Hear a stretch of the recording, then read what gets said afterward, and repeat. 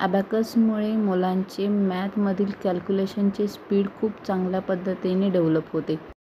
तुम्ही पहा, first second स्टँडर्डमधली मुलं ॲबॅकसच्या फॉर्म्युलाच्या मदतीने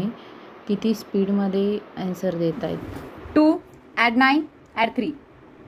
14 1 add 9 add 4 14 7 add 9 less 5 11 9 less 3 less 5 1 2 add 2 add 9 13 3 add 9 add 5 2 add 9 add 3 2 and 9